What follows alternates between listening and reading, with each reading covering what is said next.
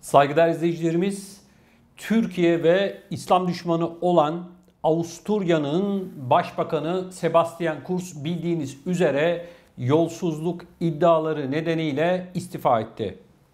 Şimdi değerli izleyicilerimiz, Avrupa'nın gerçek yüzünü görmemiz için, bir kez daha görmemiz için aslında bu olay tam ibretlik bir olay. Şimdi bakın, Sebastian Kurz'un nasıl bir yanar döner olduğunu, Sebastian Kurz'un nasıl Türkiye düşmanı haline geldiğini kısaca size anlatacağım. Ardından da bizi Avrupa'dan izleyen vatandaşlarımızın bu Avrupa'daki siyasetçilerin özellikleriyle ilgili bilmesi gereken birkaç konuya izninizle temas edeceğim.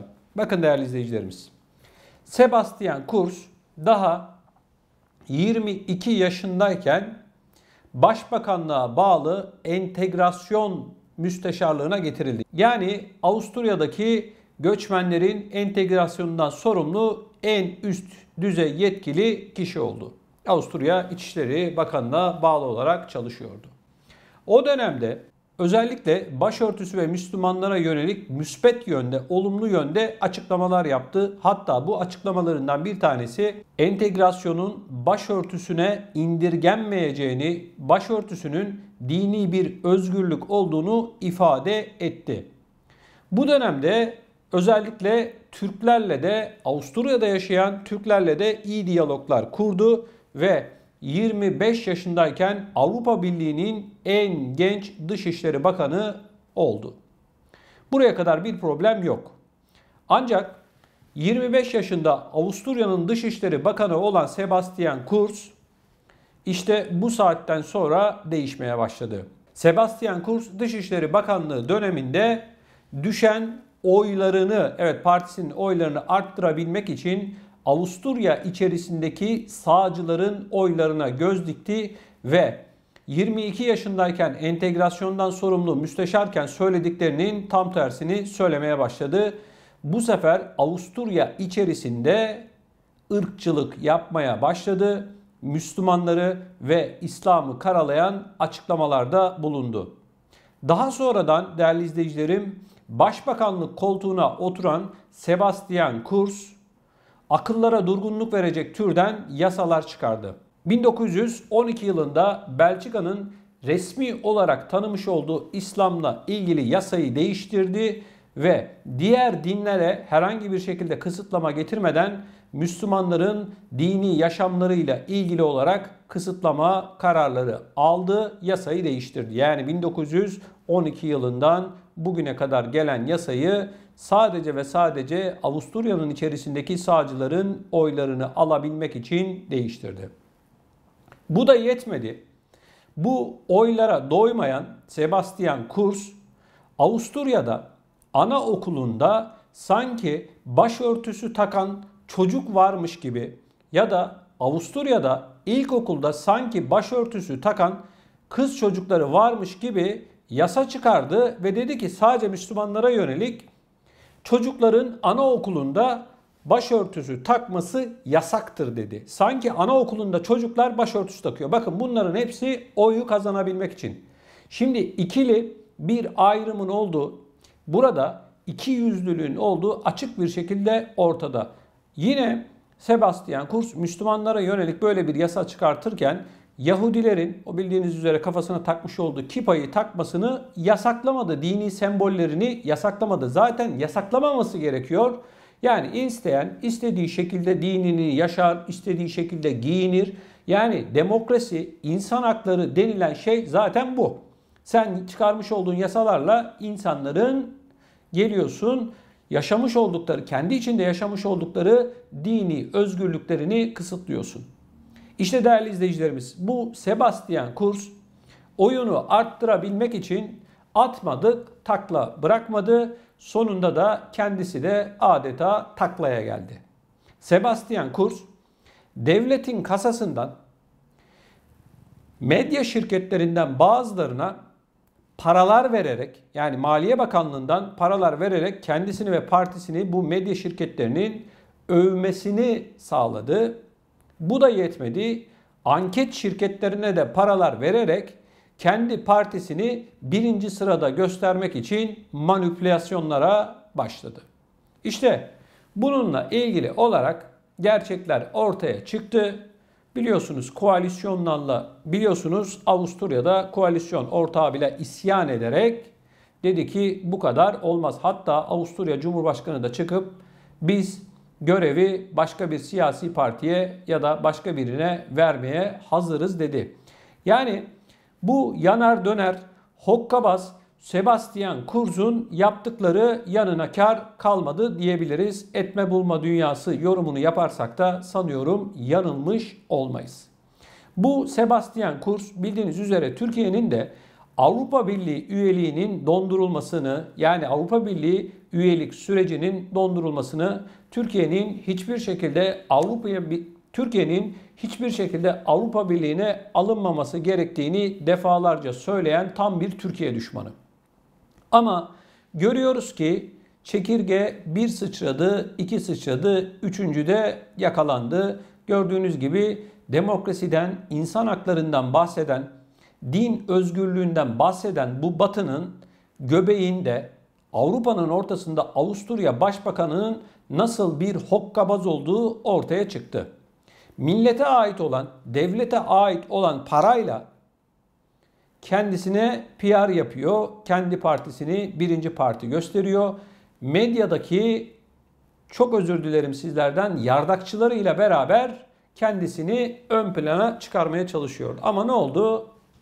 Her şey ortaya çıktı.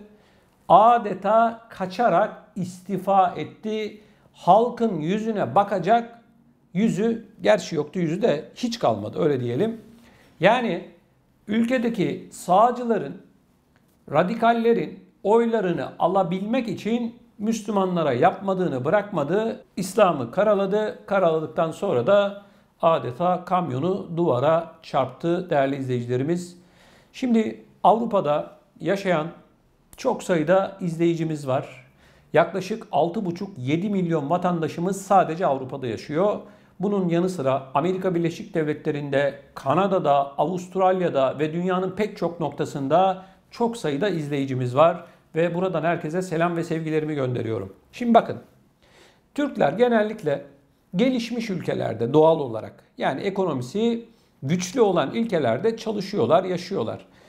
Şimdi bakın, belki sizler çok fazla siyasetle ilgilenmediğiniz için ya da ülkedeki günlük genel geçer olaylara çok bakmadığınız için şunu atlıyor olabilirsiniz. Bu Batı dediğimiz tırnak içerisinde demokrasiden, insan haklarından, dil, din, özgürlüğünden bahseden bu ülkelerin aslında perde arkasında başka yüzlerinin de olduğunu her seferinde ben anlatıyorum. Bu demokrasi, insan hakları deyip sokaklarda, meydanlarda, basın toplantılarında, orada burada naralar atan bu özellikle siyasetçiler, değerli izleyicilerimiz, bunların kendi oylarını ya da kendi varlıklarını sürdürmekten, arttırmaktan başka hiçbir amacı yok. Siyaset denilen şey zaten bana göre yalan dolandan ibaret. Eğer sen bu attığın yalanlarla ne kadar çok insanı inandırabilirsen o kadar çok ayakta kalıyorsun, oyunu arttırıyorsun. İşte Sebastian Kurz'un ben size detaylı bir şekilde nasıl bir hokkabaz olduğunu anlattım.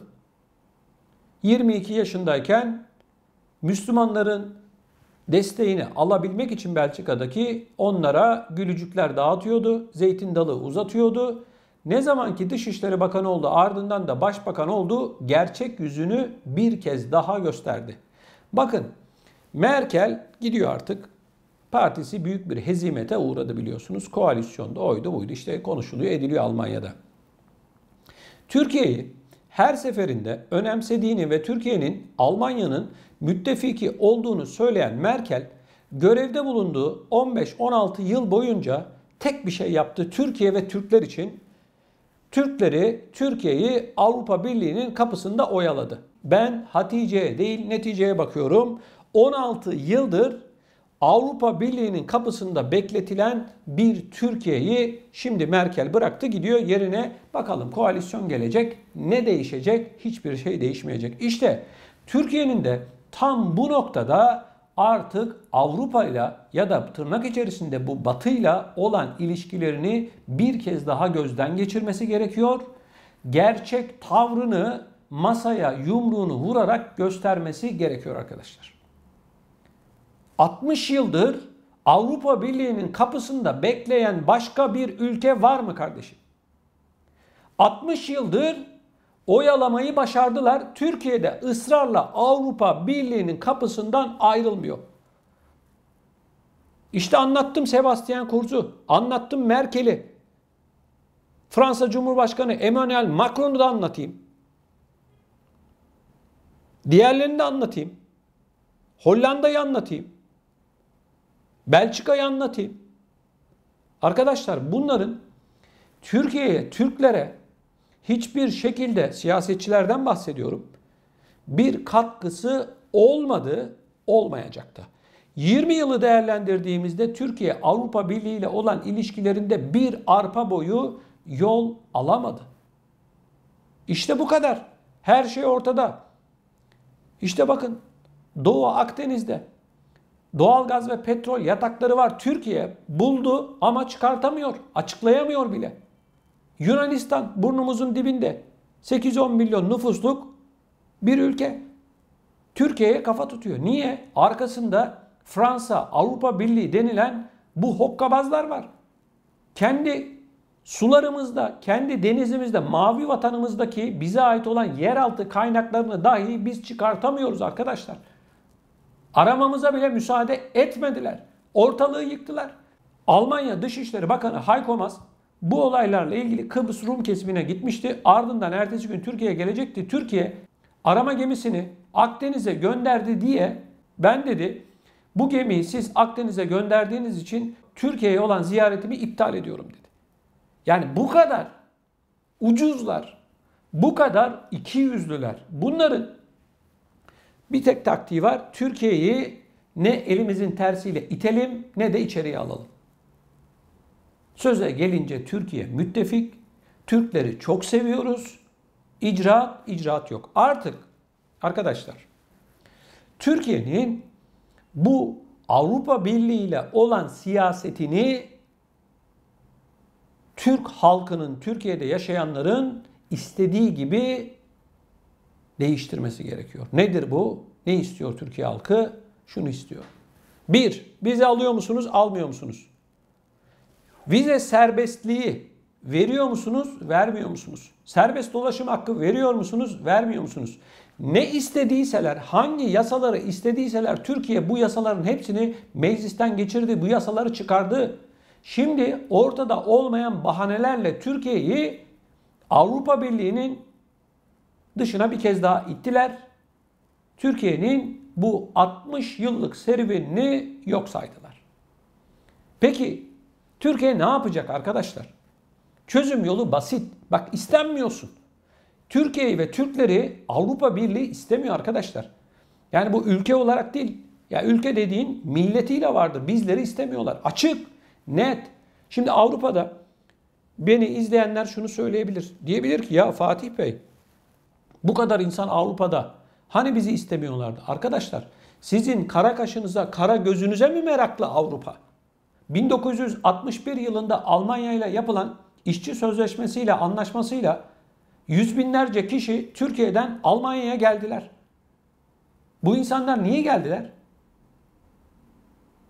Niye aldılar Almanya bunları ya da diğer Avrupa ülkeleri niye aldılar? Kara kaşına, kara gözüne meraklı olduğu için mi aldılar? Kardeşim, Avrupa'da en çok Türk'ün yaşamış olduğu yer Almanya. Almanya'dan örnek verelim. Almanya'da milyonlarca vatandaşımız bu ülkenin ekonomisine katkı sağlıyor, gelişmesine katkı sağladı, katma değer oluşturdu. Yani Almanya'nın ve diğer ülkelerin gelişmesi için ciddi anlamda emek sarf ettiler. Şimdi bizi istemiyorlar. Yani inanın bana ellerinden gelse bir gün dahi Avrupa topraklarında bir tane Türk bırakmazlar. Emin olun buna. Abartmıyorum. Niye abartmıyorum biliyor musunuz? Ellerinden gelse inanın bana bir tane Türkiye kökenli kişiyi bırakmazlar. Zaten göçmen istemiyorlar. Kapıları kapatmışlar. Şimdi asıl konuya gelelim. Türkiye ne yapacak arkadaşlar? Türkiye'nin elindeki tek ve en güçlü koz şu. Göçmenler. Türkiye'de Suriyelisi var, Iraklısı var, Pakistanlısı var, Afganistanlısı var, İranlısı var, varoğlu var. Ne kadar özellikle Asya'dan bu savaşın ya da karışıklığın olduğu ülke varsa hepsinin vatandaşları Türkiye'de. Bakın ben abartmıyorum. Özellikle büyük şehirlerde adeta göçmen mülteci enflasyonu var. Türkiye'nin nüfusu yaklaşık 83 milyon. En az 10 milyon göçmen var Türkiye'de. Nüfusunun bütün demografik yapısı yani nüfus yapısı Türkiye'de artık değişmiş vaziyette. 10 yıl sonra 10 milyon olan şu anki göçmen sayısı 15 milyon olacak. 15 yıl sonra 20 milyon olacak. Türkiye'nin nüfus yapısı değiştirilmiş vaziyette. Ben burada çıkış yolunu açıklıyorum Avrupa ile ilgili. Kapıları açacaksın.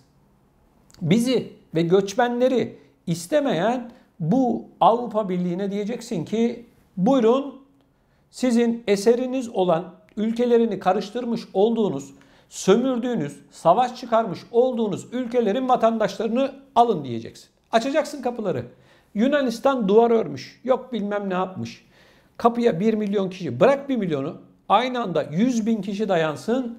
Hangi asker Yunanistan'ın, hangi polis bu 100 bin kişiyle mücadele edebilir? Hangileri karşısında durabilir? Arkadaşlar kapıları açacaksın. Hayırlı uğurlu olsun diyeceksin. Bırakacaksın ne kadar göçmen varsa. Zaten bu göçmenlerin amacı Türkiye'de yaşamak falan değil. Bunların amacı Avrupa'da yaşamak. Ve diyeceksin ki Avrupa ülkelerine de bunlar çıldıracaklar tabii. Kardeşim bu insanlar Türkiye'yi istemiyorlar ki. Bunlar Avrupa'da yaşamak istiyorlar. Ben bunları zorla tutamam diyeceksin. Biz sınırlarımızı her ne kadar korusak da ama görüyorsunuz yüz binlerce kişi biz bu kadar insana yani nasıl önünde set oluruz diye açacaksın kapıları. Hadi bakalım ondan sonra Avrupa Birliği'ni görüyorum ben. Avrupa Birliği ondan sonra koşa koşa gelecek Türkiye'ye diyecek ki masaya oturalım. Sen kapıları tamamen kapat. Ben sana vize serbestliğini veriyorum. Serbest dolaşım hakkını veriyorum. Sana ileriki dönemde de Avrupa Birliği üyeliğini vaat ediyorum diyecek. Bu kadar basit.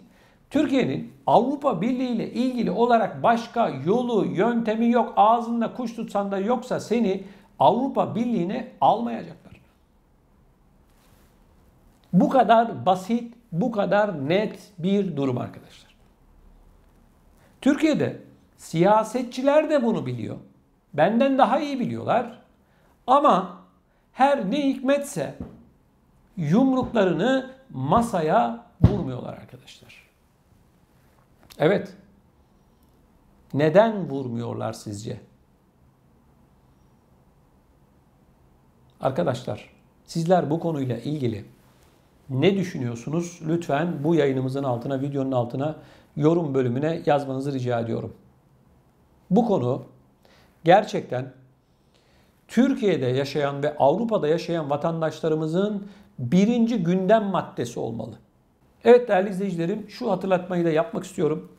Kanalımıza abone olmadıysanız da mutlaka abone olmanızı rica ediyorum ki daha fazla insana ulaşalım. Eğer bu yayınımızı beğendiyseniz de videonun altında bulunan like tuşuna da basmanızı hasreten sizlerden bekliyorum. Değerli izleyicilerimiz, bildiğiniz üzere Almanya seçimleri geride kaldı ve sürpriz bir şekilde CDU ciddi anlamda oy kaybetti. Şimdi enteresan ve benim de çok dikkatimi çeken bir olayı birlikte yorumlayalım. Bakın, Merkel döneminde Ekonomi Bakanlığı yapan Altmaier ve Savunma Bakanı milletvekilliklerinden istifa ettiklerini, görev almayacaklarını, kendilerinin yerine gençlerin gelmesi gerektiğini söylediler. Bir basın toplantısı düzenleyerek milletvekili olmayacaklarını, görevi bıraktıklarını söylediler. Şimdi Ben bu duruşu takdir ediyorum. Yani halk tokadı patlattı. Dedi ki biz memnun değiliz. Merkel'den de memnun değildik dedi. Açıkçası seçim sonuçlarının bize söylediği şey bu. Şimdi değerli izleyicilerimiz, Almanya, Fransa, Hollanda, Belçika, İsveç, İsviçre, Türkiye hiç fark etmiyor. Bu siyasetçilerin şöyle bir tavrı var.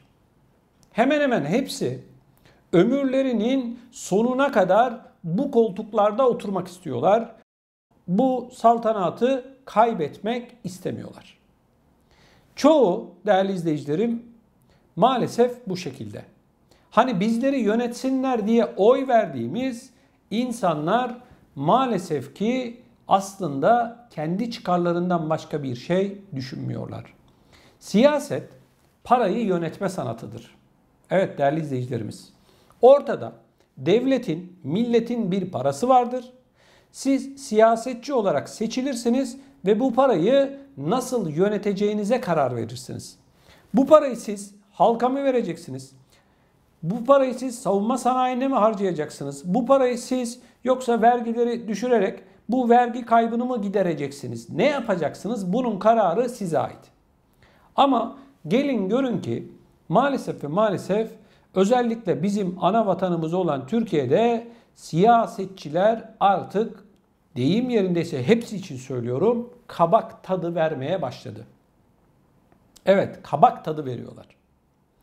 Siyasetçiler başında bulundukları siyasi partilerin koltuklarından kalkmak istemiyorlar. Gençlere yer açmak istemiyorlar. Hangi parti olursa olsun şu an Türkiye'deki tüm siyasi partilerin hepsi bu şekilde. Önce değerli izleyicilerimiz, bizim siyasi ahlakımızın değişmesi gerekiyor. Siyasetçiler maalesef halkın bu beklentilerinden uzak, sadece ve sadece kendi çıkarları için siyaset yapıyorlar. Şimdi düşünün, Türkiye'den yine bir örnek verelim. Milletvekili seçilmek için milyonlarca lira harcamanız lazım. Seçim kampanyası, partiye para ödemeniz gerekiyor ki sizi listenin üst sıralarına alsınlar ve seçilin. Siz bu kadar parayı millete hizmet etmek için mi harcıyorsunuz? Bir düşünün bakalım. Milletvekilleri gelecekler, sana bana hizmet etmek için milyonlarca lira para harcayacaklar. Ben bu paraları kendileri için harcadığını düşünüyorum. Güç elde etmek için harcadıklarını düşünüyorum. Evet. Nitekim millete hizmet tabii ki kutsal bir iştir. Ancak bunlar önce ben diyor, sonra belki millete sıra gelir diyorlar. Ama hiçbir zaman da millete sıra gelmiyor. Arkadaşlar, üzülerek ana vatanımızla ilgili birkaç konuya temas etmek istiyorum. Özellikle emeklilerimizle ilgili çok ciddi sıkıntılar var. Maalesef değerli izleyicilerimiz, emekli maaşları enflasyonun altında ezilmiş vaziyette. Bu sadece Türkiye için değil, Avrupa için de geçerli. Şimdi Avrupa'dan da çok sayıda vatandaşımız dünyanın değişik noktalarından bizleri izliyorlar. Bakın, devleti yönetenler maalesef emeklileri yok saymak istiyorlar. Bakın Almanya'da ve diğer Avrupa ülkelerinde emeklilik yaşı 68'e çıkartılmak isteniyor. Türkiye'de emeklilik yaşı yükseltildi. Emekli maaşları düşük, vatandaş almış olduğu emekli maaşıyla geçinemiyor. Almanya'da da geçinemiyor. Hollanda'da da geçinemiyor. Fransa'da da geçinemiyor. Sosyal yardımlar var. Sosyal yardımlar olmasa emeklinin durumu adeta yaşayan bir ölü. Evet arkadaşlar. Bakın bu koronavirüs döneminde özellikle Avrupa ve Türkiye'yi düşündüğümüzde gıda fiyatları en az %20 oranında arttı. Petrol fiyatları, doğalgaz fiyatları, İngiltere'deki durumu görüyorsunuz. Hollanda'da artan petrol fiyatlarını görüyorsunuz. Her şey çıldırmış vaziyette. Ama Her ne hikmetse emeklinin almış olduğu maaş değişmiyor. Emeklinin almış olduğu sosyal yardım değişmiyor. Tüketim hızlı bir şekilde artıyor. Fiyatlar çarşıda, pazarda çıldırmış vaziyette ama hiçbir siyasetçi bunu görmek, duymak istemiyor. Ne dedim? Siyaset parayı yönetme sanatıdır. Sen emekliye mi vereceksin? Sen işçiye mi vereceksin? Esnafa mı vereceksin? Yoksa hiçbirine 5 kuruş para vermeden devletin kasasını kilitleyip anahtarı da cebine mi koyacaksın? İşte bunun kararını bizim seçmiş olduğumuz bu siyasetçiler veriyor. Ama her ne hikmetse sürekli olarak her söylemlerinde vatan, millet, Sakarya diyen bu siyasetçiler, hiçbirini ayırmıyorum, hepsi için konuşuyorum. Beni tanıyanlar, ben siyaset falan konuşmam, yapmam da. X parti, bilmem ne parti falan da demem. İsteyen istediğini alır. Şimdi halk koronavirüs döneminde elindeki mevcutu koruyamadı. Fakirleşti. Bakın hepimiz fakirleştik. Her şeyin fiyatı arttı, gelirler aynı. Evet. Şimdi Almanya'daki emekliye 5 kuruş yok. Fransa'dakine 5 kuruş yok. Diğer Avusturya'da, Belçika'da, Hollanda'da emekliye 5 kuruş para verilmedi. Çalışana da 5 kuruş para verilmedi. İşte çocuk parasıydı, kıvır zıvırdı. Hani böyle 3-5 euro, neyse işte 200-300 euro bir para verdiler. Koskoca bu koronavirüs döneminde. Esnafa biraz para verdiler. Evet, ona bir şey söylemiyorum. Ama genel itibariyle emekliler tüm dünyada yok sayılmak isteniyor arkadaşlar. 35-40 yıl boyunca çalış, üret, alın teri dök, bulunduğun ülkeye 3 kuruş emekli maaşı al. Türkiye'de emekli maaşı ortalaması 1850 lira. Almanya'da emekli maaşı ortalaması 1000 euro civarında. Sosyal yardımlar olmasa Almanya'daki emeklilerin %60'ı açlıktan ölür. Evet, sosyal yardım olmasa kirasını ödeyemez, faturalarını ödeyemez, gıda masraflarını karşılayamaz, hiçbir şey yapamaz. Allah'tan sosyal yardımlar var. Ne öldürüyor ne de güldürüyor. Ama bu koronavirüs döneminde vatandaş çıldırdı. Şimdi bakın, doğalgaza zam geldi. Kış aylarındayız diyelim artık. Normal şartlarda bir daire, tabii büyüklüğüne göre değişir ama yakacağınıza göre değişir ama ortalama 2+1 dediğimiz bir daireye bir yılda yaklaşık 1040 euro doğalgaz faturası geliyor. Şimdi son yapılan zamlarla beraber 1402 euro gelecek. Arkadaşlar neredeyse 40-45 civarında doğalgaza Avrupa'da zam geldi. Emekliye, İşçiye, dar gelirli vatandaşa kaç paralık sosyal yardım verildi? Yine aynı. Değişen bir şey var mı? Hayır, yok. Hiçbir şey yok.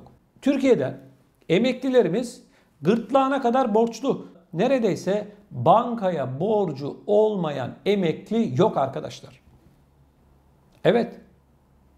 Maalesef emekliler bankaların kölesi haline gelmiş vaziyette. Hepsinin cebinde 2-3 tane kredi kartı. Hepsi tüketici kredisi almışlar. Emekli maaşına daha elini sürmeden bankaya yatar yatmaz bankalar hemen onları alıyorlar. Şimdi diyeceksiniz ki kredi kartı kullanmasın. Avrupa'dakilerin hiçbirinin kredi kartı yok. Bakın, emekliler zaten belirli bir yaşa gelmiş. Hayatı senden benden iyi bilen insanlar. Hiçbir emekli keyfe keder bir şekilde cebine kredi kartını koyup keyfe keder bir şekilde harcamaz. Niye? Cebinde 2-3 tane kredi kartı var ya da bankaya 2-3 tane kredi borcu var, biliyor musunuz? Çünkü almış olduğu emekli maaşıyla ay sonunu getiremiyor. Mutfak ihtiyacını karşılayamıyor. Bu da yetmemiş gibi emekli adeta bankaların kölesi haline gelmiş vaziyette. Evet arkadaşlar, alınan emekli maaşlarıyla geçinebilmek maalesef mümkün değil. Önce bizim bu seçmiş olduğumuz siyasetçilerimizin milyonlarca emekliye üvey evlat muamelesi yapmaktan vazgeçmesi gerekiyor. Evet arkadaşlar. Emekli bankaların kucağına atılmış, kaderiyle baş başa bırakılmış bir kesim. Çok büyük bir kısmı borç bataklığında. Çok büyük bir kısmı ölene kadar kredi borcu ödemek zorunda. Banka 10 bin lira para veriyor şu an Türkiye'de. Bunu siz 2 yılda geriye ödeyeceğim dediğinizde yaklaşık 7 bin lira faiz alıyor. 10 bin lira al, 17 bin lira geriye öde. Daha emekli maaşına elini sürmeden, evine 5 kuruş para getirmeden banka alıyor zaten. Avrupa'da da böyle. Ama sosyal yardımlar var. Avrupa'da da emeklinin bankaya borcu yok. Tamam, cebinde kredi kartı da yok. Bunu biliyorum. Ama emekli Avrupa'da, çok özür diliyorum, bu şimdi kullanacağım ifade emekliler için geçerli değil. Devletin nasıl bir politika izlediğini anlayın diye. Emekliler, dar gelirliler Avrupa'da sosyal yardım dilencisi haline getirilmiş vaziyette. Devletin politikası bu. Türkiye'de bankaya borçlu, Avrupa'da da sosyal yardım dilencisi. Bu sosyal yardım dilencisi, sakın sosyal yardım alanlar üzerine alınmasın. Bu devletin ayıbı. Bu devletin ayıbı. Sen 35-40 yıl boyunca çalışmış, üretmiş, alın teri dökmüş olan emekliden vermiş olduğun 800-900 euro ile geçinmesini bekliyorsun. Geçinemiyor, gidiyor sosyale, yetmiyor diyor. Bir daha üzerine işte ekleme yapıyorsun. Sen bunu yapacağına Avrupa'da taban emeklilik maaşı 1500 euro yap. De ki en düşük emekli maaşı 1500 euro olacak. Ben sosyal yardım vermiyorum de. Çözmek istedikten sonra 1500 euroya çıkartırsın, sorunu çözersin. Ama devlet politikası bu. Diyor ki vatandaş benim kapımdan ayrılamasın, benim kölem olsun diyor. Evet, ben bunu anlıyorum. Şimdi Avrupa'da işçi olarak çalışan vatandaşlarımız var. Milyonlarca. Pek çoğu sosyal yardım alıyor. Çünkü almış oldukları maaşlarıyla geçinebilmeleri mümkün değil. Şimdi asgari ücret denilen bir kavram var değil mi? Peki bu asgari ücretle geçinebilmek mümkün mü? Hayır, mümkün değil. Ne yapıyorsun? Gidiyorsun sosyale, diyorsun ki ben geçinemiyorum. Üzerine takviye alıyorsun, kira yardım alıyorsun, bilmem ne alıyorsun, çocuk parası vesaire alıyorsun.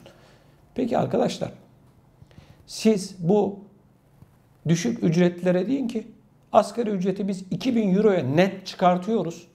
2000 euro veriyoruz, sosyal yardımı da kesiyoruz de. 3 kuruş sosyal yardım vereceksin, vatandaşa çile çektiriyorsun. Ne kağıdı bitiyor ne küreye bitiyor. 50 yerden belge, bilgi bilmem ne istiyorsun. Bu bir kere sosyal yardım denilen şey, bakın, kasasında para olan ülkeler için bana göre insanlık ayıbı.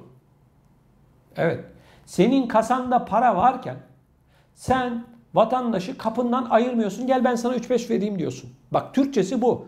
Sen bunun yerine işverenden almış olduğun vergiyi düşür.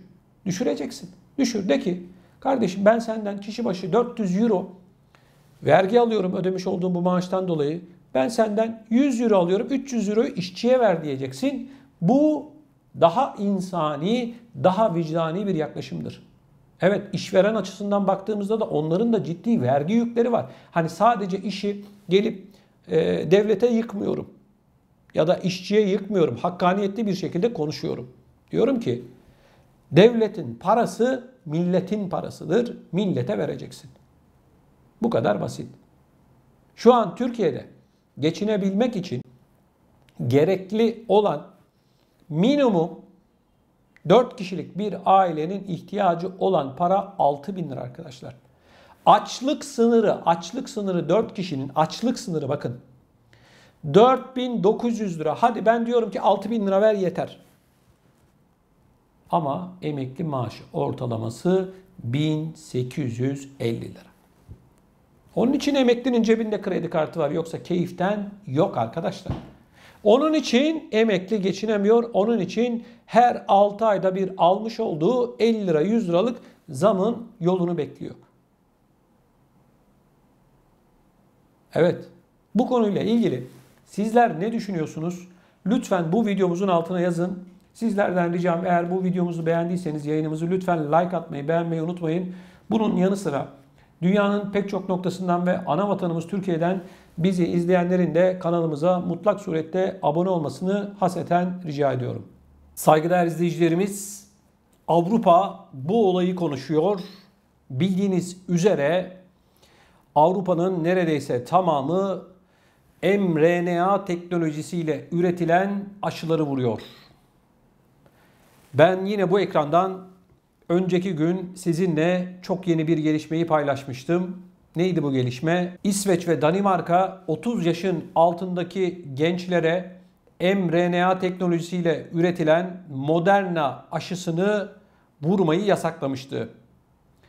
Bu haberden sonra yine Avrupa'da bakalım sırada hangi ülkeler var demiştim, biliyorsunuz. Nitekim bu beklentimiz doğru çıktı.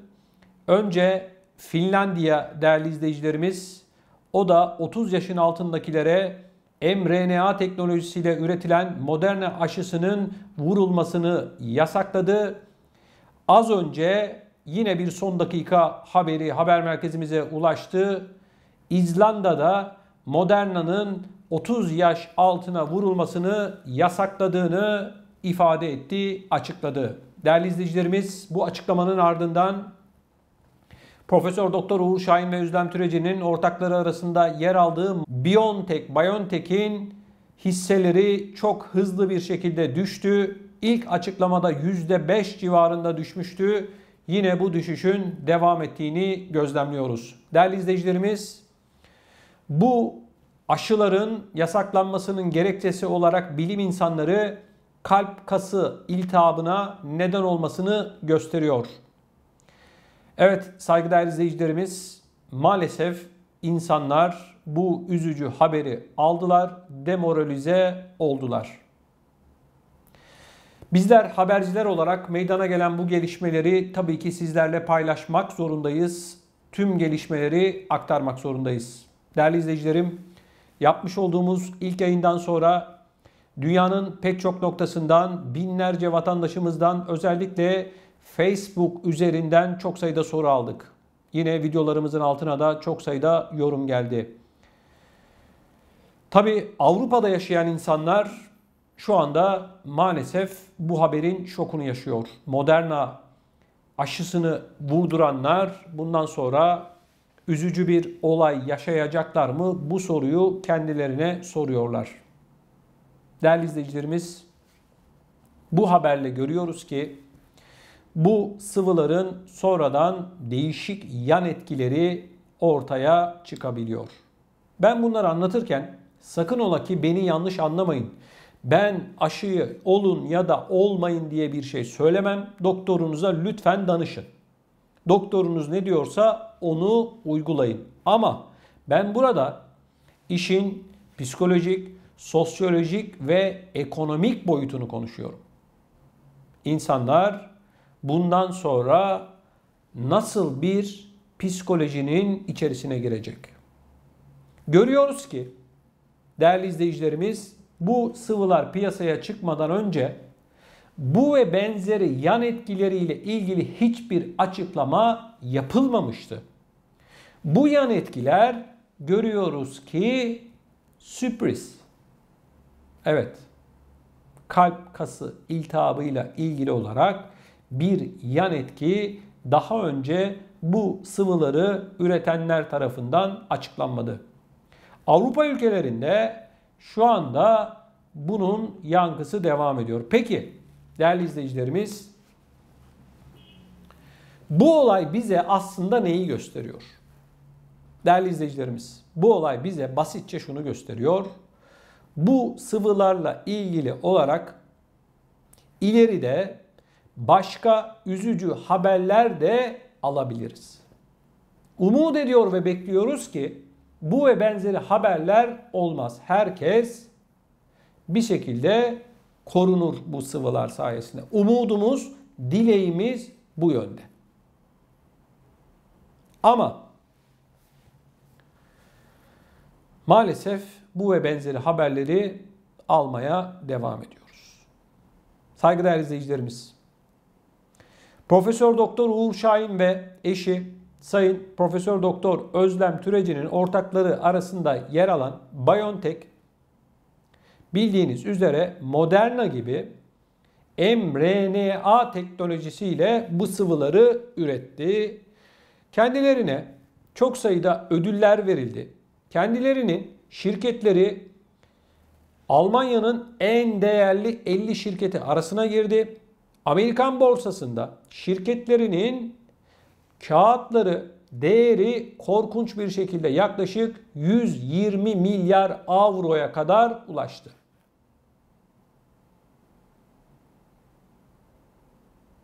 Ben bu sıvılar piyasaya çıkmadan önce bu sıvıların yan etkileri arasında kalp kası iltihabı diye bir açıklama ne gördüm ne de duydum. Yapılan açıklamalarda şu yan etkiler olabilir diyorlardı. Tamam dedi bilim insanlarımız, ama bu ve benzeri hastalıklarla ilgili hiçbir açıklama yapılmadı. Üzülerek görüyor ve takip ediyorum ki bu açıklamalardan sonra, yani kalp kası iltihabı ile ilgili açıklamalardan sonra bu sıvıyı üretenler hiçbir şekilde evet bu tarz yan etkiler olabilir diye bir açıklama yapmıyorlar arkadaşlar. Şimdi diyeceksiniz ki Danimarka, İsveç, İzlanda, Finlandiya yeni oldu diyeceksiniz bunlar. Hayır arkadaşlar. Bundan yaklaşık 4 ay önce İsrail bir açıklama yaptı. İsrail Sağlık Bakanlığı ve dedi ki bu aşıların, bu sıvıların kalp kası iltihabına neden olduğunu, belirli sayıda insanda neden olduğunu tespit ettik dedi. Bu yaklaşık 4 ay önce İsrail Sağlık Bakanlığı'nın yapmış olduğu açıklamadan sonra maalesef üzülerek söylüyorum ki bu sıvıyı üretenler çıkıp hiçbir şey söylemediler. Ben bunu söylerken tekrar ediyorum. Sakın beni yanlış anlamayın. Ben işin psikolojik boyutundayım. Sağlık boyutu beni ilgilendirmiyor. Ben hekim değilim. Ben doktor değilim. Bir gazeteci olarak bu haberleri yorumluyorum, konuşuyorum. Birlikte sohbet ediyoruz. Siz de görüşlerinizi videonun altına yazıyorsunuz. Olun ya da olmayın boyutunu konuşmuyoruz. Asla böyle bir şey yok. Hekimlerinize danışın, doktorlarınıza danışın. Onlar ne diyorsa onu yapın. Onun dışında ben bir şey söyleyemem zaten. Herkesin kendi öz hür iradesiyle karar vermesi gereken bir durum arkadaşlar. Buna ben bir şey diyemem. Beni anladınız. Peki, şimdi soruyoruz. Diyoruz ki bu sıvıyı üretenler, şirketlerinin değeri milyarlarca dolar, milyarlarca euroya gelenler neden çıkıp bu konuyla ilgili, bakın 4 tane devlet, şu anda 4 devlet, bu artacak mı artmayacak mı göreceğiz. Yasakladı bu mRNA ile ilgili. Bu Moderna denilen firmanın sahipleri çıkıp evet ya böyle bir şey var neden demiyorlar. Çıkıp söyleseler emin olun ki değerli izleyicilerimiz, ona göre siyasetçiler de, Sağlık Bakanları da bir karar alırlar. Bakın ben Türkiye'nin bu süreçte Sayın Sağlık Bakanı Fahrettin Koca'yı tebrik ediyorum. Çok güzel iletişim kurdu. İnsanları almış olduğu bu bilgilerle çok güzel bir şekilde enforme etti, bilgilendirdi. Ama Sağlık Bakanı'na böyle bir bilgi verilmezse bu sıvıyı üretenler tarafından Sağlık Bakanı ne desin? Hangi yasağı getirsin? Ben bu boyuttayım arkadaşlar. Doktor ne diyorsa onu yapacağız. Ona söyleyecek bir şeyimiz yok. Ama insanların kafası karma karışık oluyor. Her gün birileri çıkıp bir şeyler söylüyor arkadaşlar. Bilim insanları, onlar, bunlar, herkes bir şey söylüyor. Avrupa'dan bahsediyorum. İnsanlar ne yapacaklarını şaşırmış vaziyetteler. Şimdi bu haberle insanların kafası yine darmaduman oldu. 4 tane teknolojik olarak, ekonomik olarak, kültür olarak çok üst düzeyde olan ülke. Diğer ülkelere göre. Bakın Avrupa Birliği'nin de üstünde bu ülkeler. İsveç, Danimarka, İzlanda, Finlandiya. Bu İskandinav ülkeleri bu kararı aldılar. Yarın öbürsü gün başka ülkelerde bu yasağı getirebilir. Şimdi bu ülkelerde bu rahatsızlığı, kalp kası iltihabını, sıkıntısını yaşayanlar ne yapacaklar? Yani ok yaydan çıkmış vaziyette. Geriye dönüş var mı? Hayır, yok. Bunun sorumlusu kim olacak? Kim? Merak ediyorum ben de. Acaba bu insanların yaşamış olduğu bu olumsuz ve üzücü durumun sorumluları kim? Bu ülkelerde, İsveç'te, Danimarka'da, İzlanda'da ve Finlandiya'da. Mesela bu sağlık bakanları yargılanacak mı? Ya da bu Moderna, biliyorsunuz Amerikan kaynaklı bir firma. Moderna ile ilgili bir yaptırım olacak mı? Merak ediyorum, soruyorum. Olsun demiyorum, olmasın da demiyorum. Kıymetli izleyicilerimiz, maalesef içinde bulunduğumuz bu sıkıntılı salgın döneminde insanların ekonomik olarak büyük bir sıkıntıda olduğunu biliyoruz. Milyonlarca insan yeryüzünde işsiz kaldı. Ekonomik olarak dibe vurdu. İnsanlar artık bu illetten bir an önce kurtulup eski hayatlarına, ekonomilerine dönmek istiyorlar. Bu gayet insani ve vicdani bir durum. Ama üzülerek görüyorum ki pek çok ülkede vaka sayıları artıyor. Soruyoruz, acaba başa mı dönüyoruz? Vatandaş soruyor. Almanya, Fransa, Hollanda, İsveç, İsviçre, Norveç, Finlandiya, İzlanda, hep her taraftan, İngiltere'de herkes şunu soruyor. Madem bu kadar vaka sayısında artış olacaktı, alınan önlemler anlamsız mıydı diye soruyorlar. Başa dönülüyor deniliyor. Niye? Vaka sayılarına bakıyoruz. Almanya'ya bakın, Fransa'ya bakın, Hollanda'ya bakın, diğer ülkelere bakın. Vaka sayıları hızlı bir şekilde artıyor. Önümüzdeki günlerde umut ediyor ve bekliyoruz ki artmasın. Bu konu daha uzun süre tartışılır, konuşulur. Bilim insanlarımız açıklama elbette yapacaklardır. Ben de bekliyorum, acaba hangi bilim insanı çıkacak diyecek ki insanlara bak kardeşim, durum bundan ibarettir. Şimdi uluslararası haber ajanslarına düşüyor bu. Diyor ki Danimarka, İsveç, Finlandiya, İzlanda bu aşının 30 yaşın altına vurulmasını yasakladı. Neden? Kalp kası iltihabı deniliyor. Bu kadar. Başka bilgi yok. Başka bir şey yok. Bu kadar. Bu insanların yaşamış olduğu bu sıkıntının sorumlusu kim? Bu sıvının içerisinde ne var da bu insanlara böyle bir yan etki oluşturuyor? Bunlarla ilgili bu sıvıları üretenlerin çıkıp açıklama yapmasını bekliyoruz.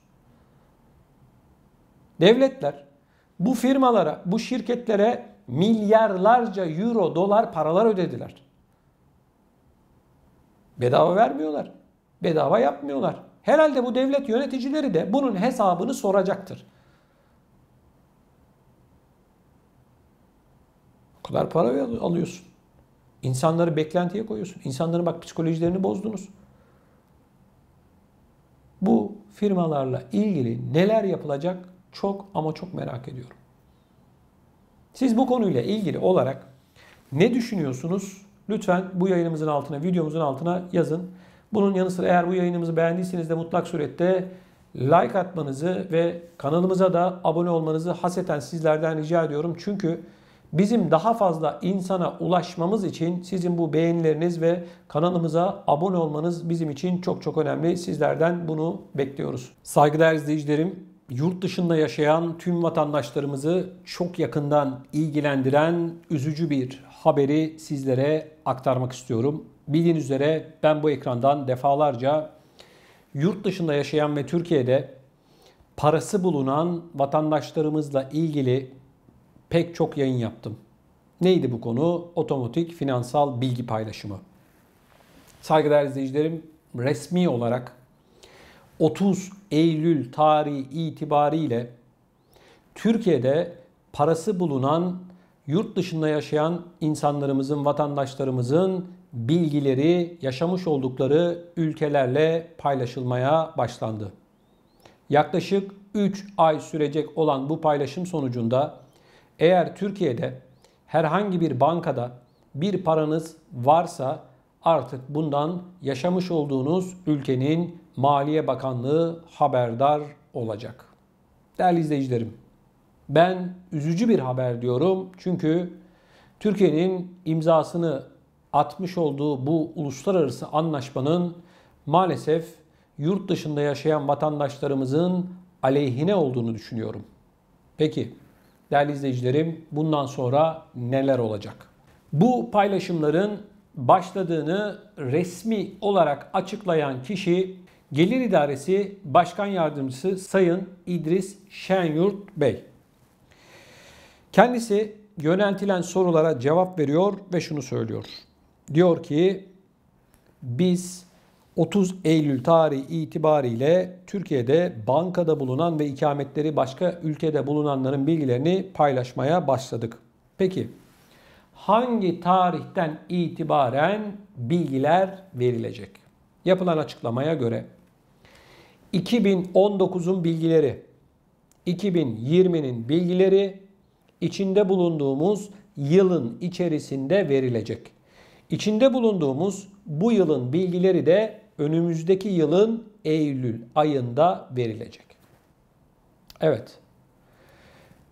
Değerli izleyicilerim, yapılan bu açıklama bize gösteriyor ki yurt dışında yaşayan vatandaşlarımızı bundan sonra sıkıntılı ve düşünceli bir dönem bekliyor.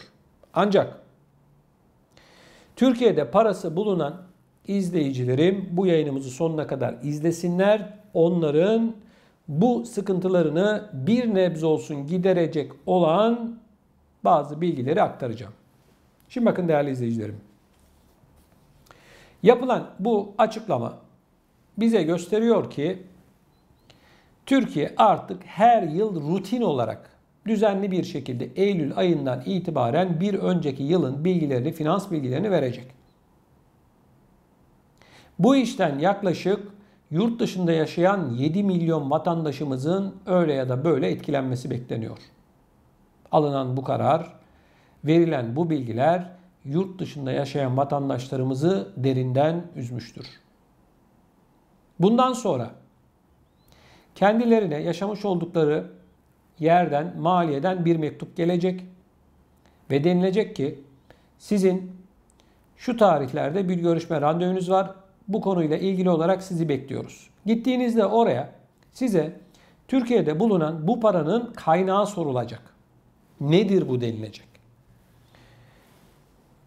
Siz çalıştık, biriktirdik, ailecek götürdük diyebilirsiniz. Vergisini ödediğiniz paraysa bu, hiçbir şekilde korkmayın arkadaşlar. Zaten geçmişe yönelik olarak bir şey yapılmayacak. Yapılamaz artık, bitti. 2019 yılına ait bir şey yapamazsınız. 2020 yılına ait hiçbir şey yapamazsınız. Artık bitti arkadaşlar. Şu anda bu yılla ilgili ne yapılabilir biraz sonra aktaracağım. İlgili maliyeci size memur size şunu soracak. Bu para nedir? Siz de bununla ilgili makul ve mantıklı bir izahatta bulunmanız lazım. Biriktirdik. Çalışıp biriktirdiğim para ya da şuradan miras kaldı ya da şu oldu bu oldu diyebilirsiniz. Böyle cevaplar bekleyecekler. Ben bilmiyorum ya da falan cevaplar derseniz bu sefer mali açıdan o paranın vergisini sizden alabilirler. Alabilirler diyorum. Alırlar demiyorum. Neden? Şu anda bu konuyla ilgili herhangi bir uygulama olmadığı için nasıl bir tavır sergileyecekler bilmiyoruz. Ayrıca Almanya farklı bir tavır sergileyebilir. Fransa ya da Hollanda, Belçika, Avusturya ve diğer ülkeler farklı tavırlar sergileyebilir. Bunu bilmiyoruz. Ne zaman bileceğiz? Uygulama başlayınca bileceğiz. Şimdi ben görüyorum sosyal medyada birileri öyle diyor, birileri şöyle diyor falan filan. Hiçbirine inanmayın. Şu anda bilgilerin paylaşıldığı doğru. Nasıl bir şeyle karşılaşacağınızı, nasıl bir yaptırım olacağı daha belli değil. Bunları biz hepsini çok yakından takip ediyoruz. Sizinle paylaşacağız, rahat olun. Şimdi çok sayıda sosyal yardım alan vatandaşlarımız da bize soruyor. Bu sosyal yardımlarınız kesilir mi? Bakın arkadaşlar, şunu net olarak söyleyeyim. Size eğer sosyal yardım alıyorsanız size şunu söyleyeceklerdir. Sen bizden param yok, geçinemiyorum diye sosyal yardım alıyorsun ama bak Türkiye'de param varmış diyecekler. Sosyal yardımınızı kesebilirler. Kesebilirler. Şimdi bana göre de doğru bir şey. Niye? Türkiye'de param varsa önce o parayı ye, bitir, ondan sonra bu devletten gel, sosyal yardım al. Mantıklı olan da bu zaten arkadaşlar. Hani beni yanlış anlamayın, sosyal yardım alan arkadaşlar ya bu adam işte bizim paramızı vergi almalarını istiyor falan. Hayır arkadaşlar, ben böyle bir şey istemiyorum. Beni takip edenler bilir. Aksine ben bu olayın bir şekilde Türkiye tarafından bilgilerin verilmemesi gerektiğini savunan biri gurbetçilerimiz için. Şimdi sosyal yardım almıyor diyelim bir vatandaşımız. Onun için de çok fazla bir şey değişmiyor. Bu iş, bu bildirim sosyal yardım alıp almamakla ilgili bir şey değil. Sosyal yardım almıyorsan da diyecekler ki bu para nedir? Kaynağını bize açıkla diyecekler. Hiç kimse sizin Türkiye'deki paranıza falan el koyamaz. Böyle bir şey yok arkadaşlar. Vergisini alabilirler. En fazla bunu yaparlar. Korkmayın arkadaşlar. Rahat olun. Zaten geçmişe olan oldu. Ona yapacak bir şey yok. Yani uykularınızı falan kaçırmayın arkadaşlar. Gerek yok. Takip edin bakın bu kanalı. Anlatıyorum ben. Çok yakından ben sizin adınıza zaten takip ediyorum. Rahat olun. Şimdi biraz sonra bu yılla ilgili çözümü anlatacağım. Şimdi vatandaş bana soruyor. Diyor ki benim Türkiye'de evim var, arsam var, tarlam var, ne bileyim arabam var diyor falan. Bu emekliliğim var diyor. Bunlar bildirilecek mi? Bakın. Bu yapılan anlaşmaya göre Türkiye'deki mal varlıklarınız bildirilmeyecek. Evinizdir, arsanızdır, oğlunuzdur. Bunlar bildirilmeyecek. Bankada bir paranız varsa bu para ve bu paradan elde etmiş olduğunuz faiz geliri varsa bunlar bildirilecek. 2019'un 31 Aralık tarihinde bankada kaç paranız varsa bu bildirilecek. 2020'nin 31 Aralık yani yılın son gününde kaç para bankada paranız varsa bunlar ve faiz geliri elde ettiyseniz bunlar bildirilecek. Bu kadar. Eviniz, arsanız, tarlanız falan bunlar bildirilmeyecek. Şimdi bazı vatandaşlarımız diyor ki ben diyor Türkiye'den emekliyim. Emekli olduğum, yaşamış olduğum ülkeye bildirilecek mi? Bakın arkadaşlar bu anlaşmanın kapsamında emekli olup olmadığınızı bildirmeyle ilgili herhangi bir şey yok. Bankadaki para. Sizin bankada paranız vardır. Emekli maaşınız oraya yatıyordur. İşte kiracınız vardır. Kira yatırıyordur her ay. Ya da bir para birine borç vermişsinizdir. Bir para yatmıştır o hesaba. Denilecek ki 31 Aralık tarihinde şu kadar parası ve şu kadar faiz almıştır denilecek. Onun haricinde bu paranın ne olduğu, emekli maaşı olduğu mu, yok işte bu paranın işte bir yer satmışsınızdır, o para olduğu mu, borç para vermişsinizdir, onun olduğu mu falan bunlar hesap hareketi detayı olmayacak. 31 Aralık'ta kaç para var ve faiz geliri elde ettiniz mi? Sadece bunlar bildirilecek. Unutmayın. Bir de değerli izleyicilerim, Türkiye'de özel sigortalar var diyorsunuz. Özel emeklilik sigortaları. Bu her ay bir para ödersiniz. İşte 10 yılın 15 yılın sonunda da derler ki al sana toplu para ya da her ay bir para alırsınız biliyorsunuz. Bu özel emeklilik, SGK emekliliği değil arkadaşlar. Bu özel emeklilik poliçeniz varsa bunlar da bildirilecek arkadaşlar. Kiralık kasaları soruyor vatandaş. Kiralık kasalar bildirilecek mi?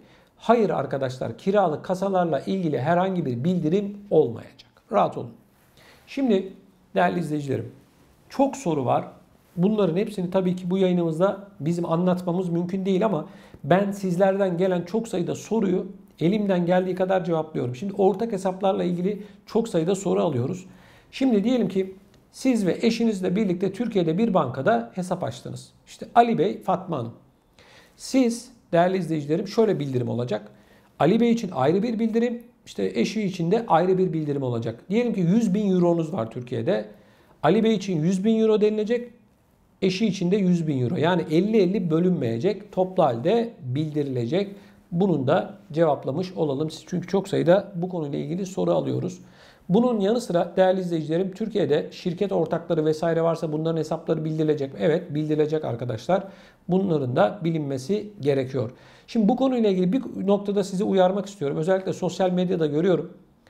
Bazıları çıkıp sizi korkutarak gelin bize vekalet verin, sizin ikametgahınızı buraya alalım, sizin bildiriminiz olmasın, fırsatı hala kaçırmadığınız gibi şeyler söylüyorlar. Sakın ola ki inanmayın, paranızı falan kaptırmayın. Bunların tek bir amacı var, sizi kandırmak, paranızı almak. Türkiye'de ikamet kanunu açık. Bir yılın içerisinde 6 aydan fazla eğer Türkiye'de kalıyorsan ikametini alabilirsin Türkiye'ye. Ama bir yılın içerisinde 6 aydan daha az kalıyorsan ikametgahını alamazsın. Hukuk bunu söylüyor. Eğer siz böyle bir yasa dışı bir şey yaparsanız yarın öbürsü gün başka sorunlar da yaşayabilirsiniz. Yani derdiniz birken iki olur, haberiniz olsun. Sakın ola ki bu YouTube'da falan da görüyorum. Sakın bakın dikkat edin. Yok avukatmış, yok bilmem ne uzmanıymış falan. Aman aman aman diyorum. Paranızı falan kaptırmayın. Biz burada anlatıyoruz zaten. Hani geçmişe dair yapacak bir şey yok. Geleceğe dair ne yapacağınızı anlatacağım. Şimdi değerli izleyicilerim, şunun bilinmesinde fayda var. Artık bu işten geriye dönüş yok. Her yıl bildirilecek. Ne anlattım ben az önce? 31 Aralık tarihi dedim. Burada şifre 31 Aralık. Siz 31 Aralık'tan önce diyelim ki paranızı çektiniz. Nasıl bildirim olacak? Denilecek ki 0 TL'si ya da 0 Euro'su ya da 0 doları var. Para birimi önemli değil. Hangi birimde paranız varsa Euro mu, dolar mı, TL mi o bildirilecek. Denilecek ki 0 TL ya da 0 Euro ya da 0 dolar faiz geliri elde ettiysen 0 dolar artı şu kadar faiz geliri elde etmiştir denilecek. Siz 31 Aralık'tan önce diyelim ki parayı çektiniz. Böyle bildirim olacak.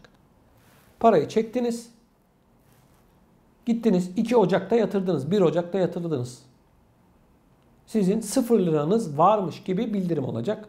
Her yılın son gününden önce bu parayı çekerseniz sizin hesabınızda 0 lira, 0 euro ya da 0 dolar varmış gibi işlem yapılır.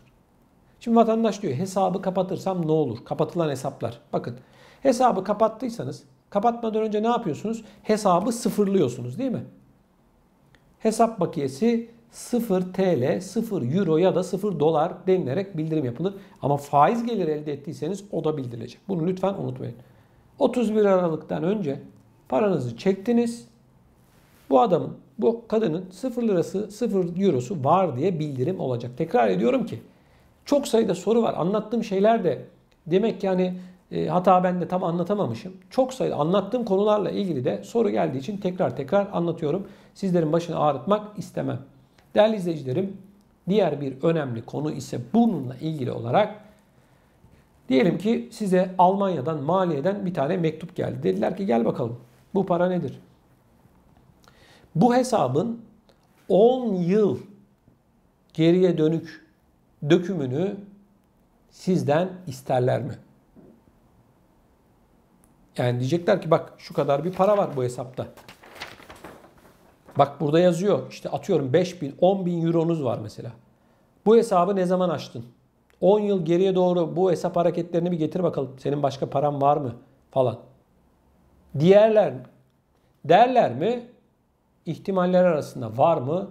Tabii ki var. Peki bu ve benzeri durumda olanlar ne yapacaklar? Maliyeye nasıl cevap verecekler? İşte bunun cevabını da bir sonraki bu konuyla ilgili yayınımızda açıklayacağım.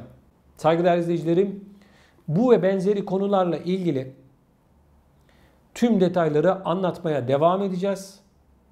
Sizlerden ricam şu, bu konuyla ilgili sorularınız varsa lütfen bu yayınımızın altına yazın. Ben bunların hepsini biliyorsunuz tek tek okuyorum ve cevaplıyorum. Sizlerden hasreten rica ediyorum. Kafanızda soru işareti bırakmayın. Tüm sorulara cevap vermeye çalışacağız. Bunun yanı sıra kanalımızın Facebook hesabından da bize ulaşabilirsiniz. Sizlerden ricam kanalımızı ve Facebook hesabımızı takip edin. Abone olmadıysanız mutlaka abone olun. Ve bu konuyla ilgili görüşlerinizi de lütfen bu videonun altına yazarak bize iletin.